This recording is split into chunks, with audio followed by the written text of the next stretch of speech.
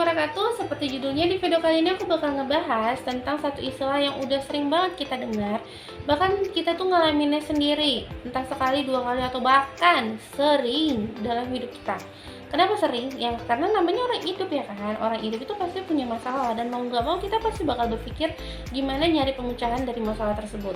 Tapi bedanya istilah dari overthinking ini tuh dengan yang namanya cari masalah hidup adalah kok cari masalah hidup? Maksudnya nyari solusi untuk masalah hidup gitu adalah mereka ini tuh nggak berpikir tentang hal yang seharusnya jadi solusi terhadap pemecahan masalah tersebut.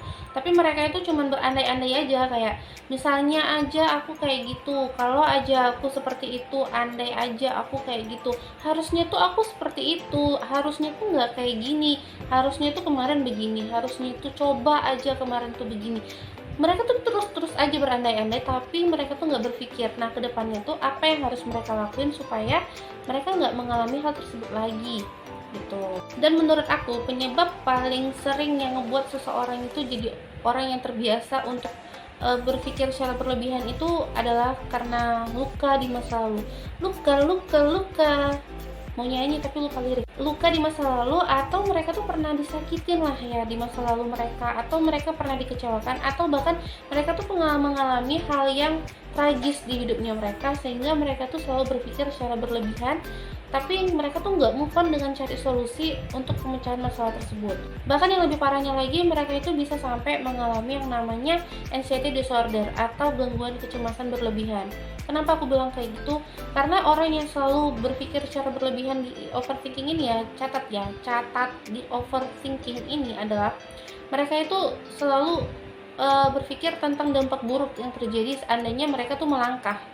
Apapun yang mereka lakukan itu pasti ada dampak buruknya. Mereka nggak berpikir itu ya mungkin ada sisi buruknya, tapi juga ada sisi baiknya, dan ambil sisi baiknya. Enggak, mereka itu selalu berpikir dari sisi buruknya. Mereka tuh bisa kayak ketakutan sendiri gitu loh, kayak cemas sendiri tentang apa yang terjadi di kedepannya. Misalnya aja nih, dia tuh mau keluar rumah, dia tuh orang baru di lingkungan tersebut, tapi karena dia tuh selalu berpikir yang enggak berlebihan, dia tuh bakal berpikir mereka tuh bakal nyertain dia nggak ya, mereka bakal nyudutin dia nggak ya, mereka bakal ngosipin dia nggak ya. Hal yang kayak gitu yang dipikirin, bukan berpikir tentang oh aku nih nggak tahu, aku nggak kenal sama tetangga-tetanggaku, coba dia aku bersosialisasi sama mereka. Atau misalnya gini, contoh lainnya, misalnya kayak suami istri lah, atau orang yang lagi pacaran lah, dia tuh nggak percaya sama pasangannya, entah si cowoknya atau si ceweknya, tapi dia tuh nggak percaya sama pasangannya, dia tuh bakalan setia. Bahkan yang lebih parah lagi, dia tuh bakal berpikir 2 bulan kemudian atau bahkan setahun kemudian mereka akan masih bersama atau enggak, atau misalnya si pasangannya itu akan tetap bersikap hal yang sama atau enggak. Yang namanya hidup maju pasti bakalan ada perubahan ya kan, perubahan yang terjadi.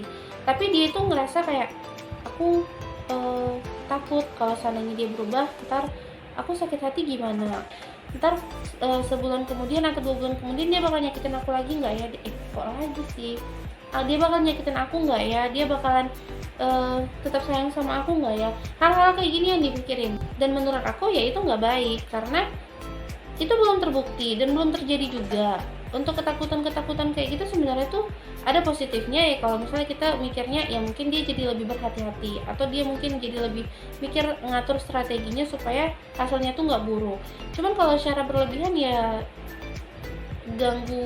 jadinya kayak ganggu diri sendiri juga nggak sih, dan ganggu kita dengan orang-orang di sekitar kita. Kayak misalnya kita jadi takut bersosialisasi, jadi kayak cemas aja gitu dengan pendapat orang lain, tentang pemikiran orang lain tentang kita. Dan orang-orang yang overthinking itu tuh biasanya mereka itu susah buat tidur, karena di jam-jam tertentu atau di saat-saat tertentu mereka tuh akan memikirkan apa yang terjadi di hidupnya dia. Kenapa ya aku mengalami ini? Kenapa ya ini terjadi di hidup aku? Apa memang aku pantas menerima semua perasaan sakit ini? Itu yang mereka pikirkan, tanpa mencari solusi untuk tidak mengalami hal itu lagi. Aku tuh sebenarnya bukan orang yang ekspor di bidang ini. Aku bukan orang yang paham atau ahli di bidang kejiwaan, mental seorang manusia. Tapi aku ngebahas ini karena ya aku memang sering ngeliat, bahkan aku sendiri ngalamin hal ini gitu. Karena menurut aku overthinking itu salah satu penyebabnya itu kan karena kebiasaan kita yang selalu berpikir yang nggak baik-baik terjadi di hidup kita. Tapi coba kalau misalnya kita berubah, kita ubah cara berpikirnya kita, terus kita tuh menerima gitu loh, walaupun susah tapi kita menerima tentang pengkhianatan misalnya, atau tentang kekecewaan yang kita dapatin dari lingkungan sekitar kita. Atau misalnya emang kita tuh ngerasa kayak susah banget buat nerima, coba cerita sama teman terdekat, sama orang terkasih, kayak radio, orang terkasih, salam hangat buat orang terkasih. Ceritalah, sharing ke orang-orang lain tentang apa yang kita rasain. Karena setiap kali kita sharing ke orang lain itu pasti mereka bakal ngasih masukan ke kita yang membuat kita jadi bisa lebih berpikir positif. Energi positifnya mereka itu ngalir ke kita, jadi kita tuh nggak negatif mulu pikirannya. Overthinking itu tuh sebenarnya bisa diubah ya. Overthinking itu sesuatu kebiasaan sih yang emang dilakukan terus menerus dan kayak dinikmatin aja gitu, nyakitin diri sendiri, mental sendiri, otak sendiri dengan hal-hal buruk yang selalu dipikirin. Misalnya habis nongkrong sama teman-teman yang emang orang-orangnya tuh mungkin agak sedikit toksik karena mereka sering body shaming atau ya menghina kekurangan kita, ya udah coba jangan dipikirin lagi, ya udah biarin aja gitu. Udah nggak usah dipikirin, emang nggak semua orang, dan kebiasaan itu juga nggak gampang buat diubah. Tapi sekali-sekali coba jangan dipikirin. Waktu mau tidur ya udah main handphone sebentar terus tidur. Terus cara ngatasinnya tuh bisa juga dengan kayak kita tuh nerima, misalnya nih kita tuh udah pernah diselingkuhin, kita udah pernah dikhianati sama pasangan kita. Kedepannya tuh gimana ya, jangan sampai ngebuat kita itu jadi takut untuk menjalin hubungan baru. Tapi coba berpikir gimana caranya supaya aku nggak disakitin lagi. Caranya tuh bisa dengan kita cari tahu kenapa aku diselingkuhin. Alasannya sih karena aku tuh posesif. Coba tanya sama diri sendiri, kenapa aku bisa posesif? Oh, karena aku pernah dikecewakan dan aku takut, tapi malah jadi berlebihan kayak gini. Akui kesalahan diri sendiri, memaafkan diri sendiri, dan terima. Jadi kedepannya waktu kita ngejalin hubungan baru, ya udah itu kita omongin ke pasangan kita, ke calon pasangan kita.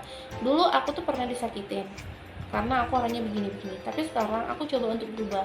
Tapi tolong bantu aku untuk berubah. Gitu, ngomongin ke calon pasangannya kamu. Kalau dia sayang pasti dia bakalan mau lah, ya kan? Nah, terus bisa juga dengan kita tuh nerima kegagalan. Ini buat para job seeker nih, udah berkali-kali, berpuluh-puluh nyoba interview tapi nggak pernah lulus, nggak pernah keterima di satu perusahaan yang emang kita pengen kerja di situ. Atau bahkan sampai kita tuh udah deh kerja apa aja yang penting kerja gitu, yang penting setiap bulan dapat gaji, tapi nggak juga keterima. Terus jadinya lemes, letih, lesu, lunglai, apalagi kayak gitu.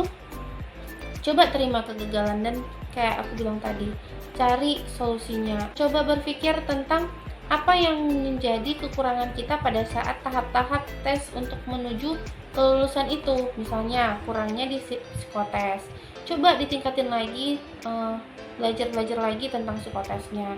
Misalnya kurangnya itu waktu kita interview sama user gelagapan, coba dilatih lagi omongannya, dilatih lagi tutur bahasanya. Atau misalnya kita tuh kurang di bahasa Inggrisnya, ya udah coba pelajari lagi. Jadi semuanya itu dicari solusinya, bukan udah jatuh ke jurang ya udah biarin aja terpuruk di dalam jurang, nggak bangkit-bangkit.